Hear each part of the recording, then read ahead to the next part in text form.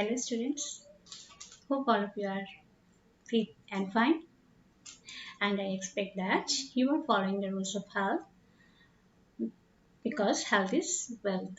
Or in this situation, your first priority is health and then study. Today, I welcome you to our online class.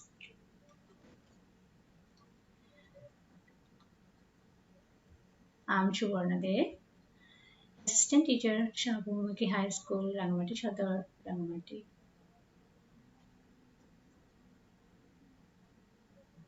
Today's online session is for class 9 and 10.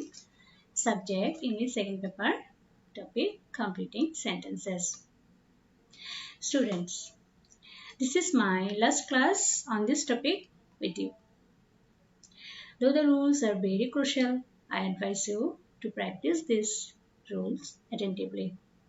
Otherwise, you will not be able to answer correctly in your exam.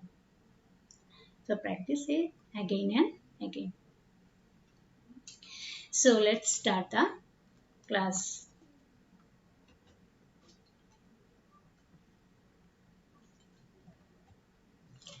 Rule 1. So, that. That means so plus adjective অথবা adverb plus that plus বাক্যাংশ। তার মানে হচ্ছে so plus dot dot এর জায়গায় থাকবে adjective অথবা adverb, তারপরে হচ্ছে that, এরপরে একটা বাক্যাংশ মানে আরেকটা clause। কি করতে হবে দেখো একটু। He is so with that, কি পেলাম? He is so টা পেলাম, ডট ডট এই জায়গায় একটা অ্যাডজেক্টিভ পেলাম, তারপরে দ্যাট, এরপরে বাক্যাংশ। তাহলে বাক্যাংশটা আমাদের তৈরি করে নিতে হবে। তো দ্য সাবজেক্ট লাগবে একটা বাক্যাংশ যদি আবার আমরা তৈরি করি। সাবজেক্ট নিলাম, এখানে আগে হি আছে, হি সাবজেক্ট নিয়ে আসলাম, এরপরে ক্যান নট এটা আনতে হবে আমাদের, ক্যান নট নিয়ে আসলাম, তারপরে হচ্ছে ভার্ব, তারপর যা থাকে। তো দেখো he is so weak that he cannot carry that load। তো এখানে টেন্সের একটু ব্যাপার আছে, যদি এটা প্রেজেন্ট টেন্সে হয় পরে এটা he এর পরে cannot হবে, আর যদি এটা past টেন্সে হয় অর্থাৎ এখানে was থাকে তো আমাদেরকে he এর পর cannot এর পরিবর্তে could not বসাতে হবে। তাহলে বুঝতে পেরেছো তোমরা, যদি প্রেজেন্ট টেন্স থাকে এখানে প্রথম ক্লজে, তাহলে পরের ক্লজটা আমরা ক্যান নট বসাবো, আর প্রথম ক্লজে যদি পাস্ট টেন্স থাকে বা ওয়াজ থাকে পরের ক্লজটাতে আমরা কুড নট বসাবো। তো আমাদের এই স্ট্রাকচারটা কি হলো, প্রথমে হলো কি সাবজেক্ট প্লাস অক্সিলারি ভার্ব, এরপরে সো ডট ডট, সো এর পর এটা অ্যাডজেক্টিভ ধরতে পারে, এটা অ্যাডজেক্টিভ অথবা অ্যাডভার্ব, এখানে অ্যাডজেক্টিভটা আছে, এরপর হচ্ছে দ্যাট, তারপর বাক্যাংশের জন্য আবার সাবজেক্ট প্লাস ক্যান নট অথবা কুড নট, এরপর হচ্ছে ভার্ব বা এক্সটেনশন যা থাকবে সেটা। তো তোমরা এখানে টেন্সের ব্যাপারটা একটু ভালো করে মনে রাখবে, এইদিকে প্রেজেন্ট টেন্স থাকলে এখানে ক্যান নট বসাতে হবে, আর এদিকে যদি পাস্ট টেন্স থাকে পরেরটাতে কুড নট বসাতে হবে। এই জিনিসটা মনে রাখলে আমরা সুন্দর একটা বাক্যাংশ তৈরি করতে পারবো এবং আমাদের সেন্টেন্সটাও কমপ্লিট হয়ে যাবে।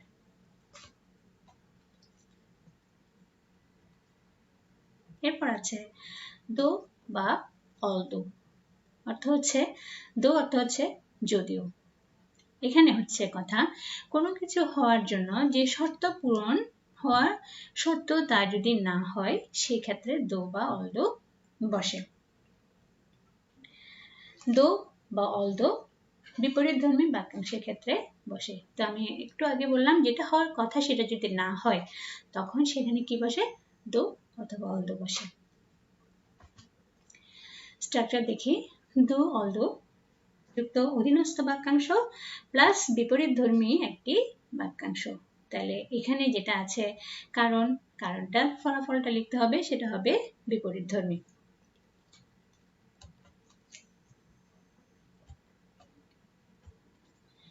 যেমন দেখো, দো the girl studied seriously, she could not do well in the exam. তাহলে কি হলো, ছাত্রীটা সিরিয়াস ভাবে খুব মনোযোগ সহকারে লেখাপড়া করেছে।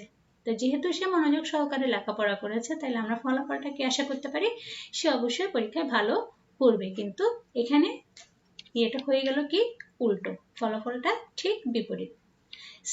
Study seriously but result is she could not do well in the exam. সে পরীক্ষায় ভালো করতে পারেনি। তাহলে যেটা চাওয়া হচ্ছে কিন্তু ফলটা একই রকম হয়ে আসছে না, ফলটা হচ্ছে বিপরীত। সেই ক্ষেত্রে আমরা কি বসাবো, দো, অর্থাৎ দো যুক্ত বাক্যাংশ যেখানে থাকবে সেখানে বিপরীত ধর্মী একটা ক্লজ দিয়ে আমাদেরকে বাক্যটা কমপ্লিট করতে হবে। তারপর দেখো, although the man is rich, he is dishonest. যদিও লোকটি ধনী, তাহলে অনেক টাকা পয়সা আছে তার, হ্যাঁ, কিন্তু ফলাফলটা কি, ফলটা হচ্ছে তিনি ডিসঅনেস্ট, তিনি সৎ না, তিনি অসৎ বা অনৈতিক। তো এখানে মূল কথা হচ্ছে যে যেটা হওয়ার কথা সেটা না হয়ে বিপরীত একটা ফল যদি পাওয়া যায়, সেই ক্ষেত্রে দো বসে। অর্থাৎ তোমরা দো দিয়ে যে বাক্যাংশটা পাবে সেই বাক্যাংশটা কমপ্লিট করার জন্য একটা বিপরীত ফলযুক্ত বাক্যাংশ লিখবে, তারপর সেন্টেন্সটা কমপ্লিট করবে।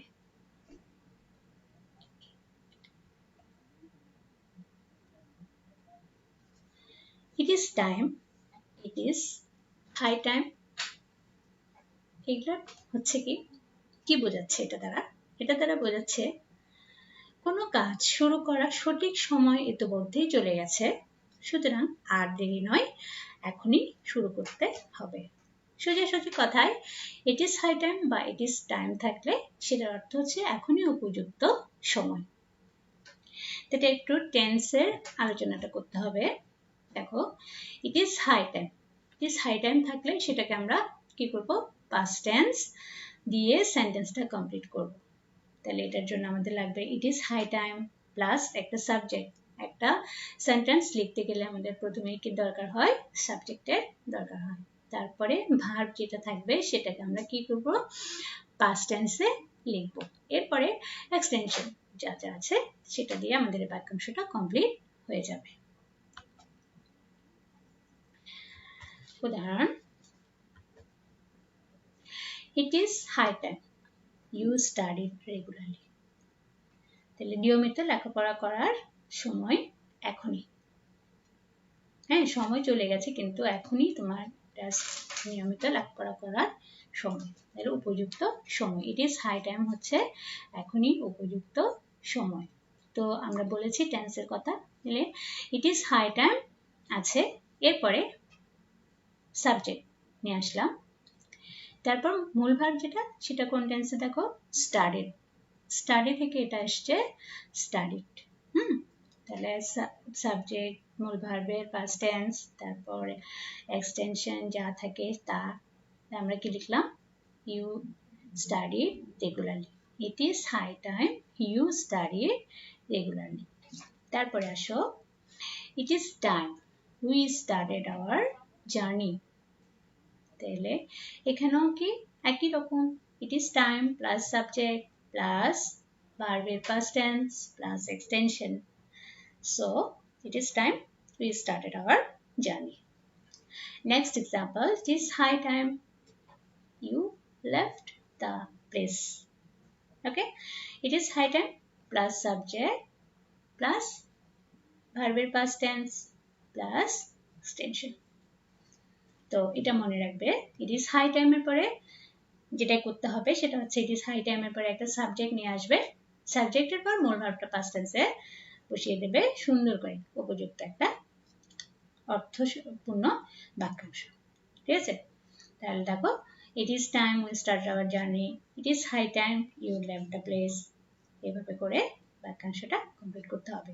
এটা খুবই ইম্পর্টেন্ট এবং সোজা, খুব ইম্পর্টেন্ট, আবার এটা খুব সহজ, যেটা পরীক্ষায় সবসময়ই বা প্রায় সময়ই এই নিয়মটা আসে। তো তোমরা একটু খেয়াল করলেই মনে হয় এটার আনসার করতে পারবে এবং 1 নম্বর পেয়ে যাবে। দেখো it is high time, তারপর হচ্ছে সাবজেক্ট, ভার্বের past tense, extension extension extension. Okay, তাহলে এটা নিয়মটা ভালো করে মনে রাখতে হবে। নেক্সট রুল, নেক্সট রুল হচ্ছে no sooner had dot dot than, as scarcely had dot dot when, hardly had dot dot when। তো এখানে দুটোতে when আছে, শুধু no sooner এর সাথে than। no sooner এর সাথে than এটা আমরা অনেক আগে থেকেই পরিচিত ছিলাম, কিন্তু এখন এই দুটো নতুন ভাবে যুক্ত হয়েছে, scarcely had dot dot when, আরেকটা হচ্ছে hardly had dot dot when। Structure, no sooner had plus past perfect plus then plus simple past tense। তাহলে no sooner এর পরে had বসাতে হবে, no sooner had ও একসাথেই থাকে, no sooner এবং had একে অপরের পরিপূরক। তারপর সেন্টেন্সটা কি হবে, past perfect হবে, had থাকলেই সেন্টেন্স কি হবে, past perfect হবে। তারপর then, then এর পরে আরেকটা ক্লজ থাকবে, ওই ক্লজটা আমরা কি করব, সিম্পল পাস্ট টেন্স দিয়ে করব। এটাও একই, এটাও সিম্পল পাস্ট টেন্স পারফেক্ট, শুধু এখানে when, এই then এর পরিবর্তে এখানে হচ্ছে when, এটা তো then, হ্যাঁ, এই জায়গায় শুধু when। সবকিছু এটা স্ট্রাকচার সব ঠিক, শুধু মনে রাখবে no sooner এর সাথে then, আর বাকি এই দুটোর সাথে আছে কি when।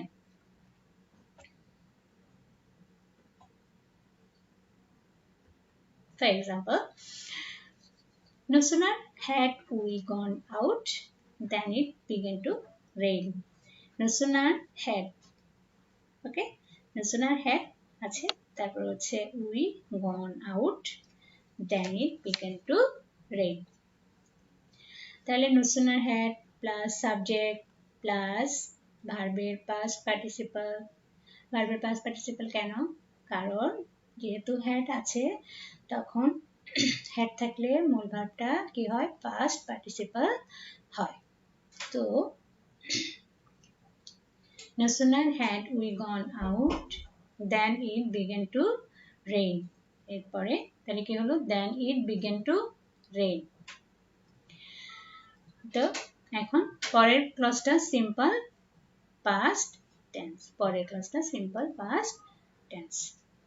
হ্যাঁ, এটাও একই রকম, gone out when it began to rain। তো had no sooner had যুক্ত অংশটা হবে past perfect এবং পরের ক্লজটা হবে কি সিম্পল past tense। ওকে, পরের ক্লজটা simple past tense।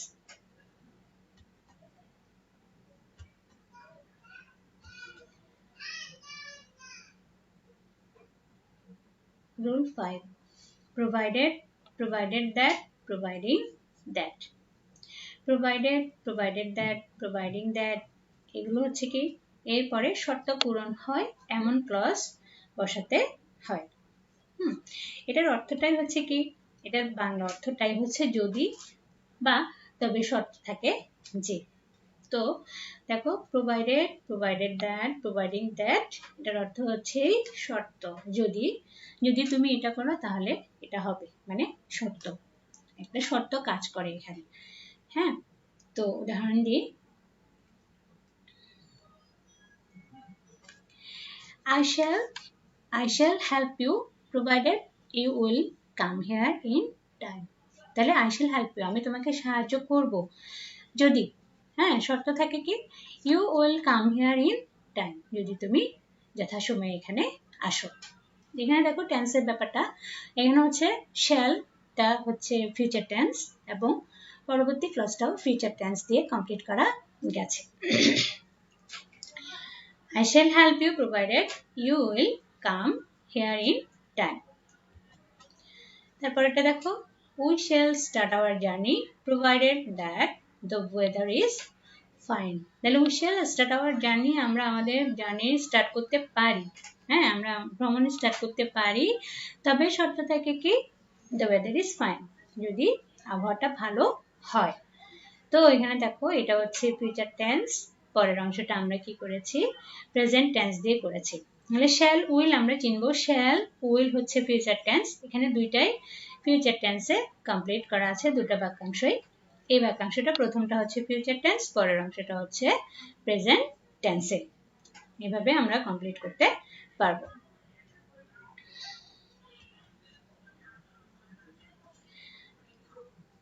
Students, on the basis of these rules, I have some home tasks for you. These are: the boy was so weak that এরপরে কি হবে এটা লিখতে হবে he will pass the exam provided, তারপর হচ্ছে though the man has vast property, তারপর no sooner had we seen the baby, it is high time. So students, please do this carefully and read these rules, practice these rules again and again and attentively.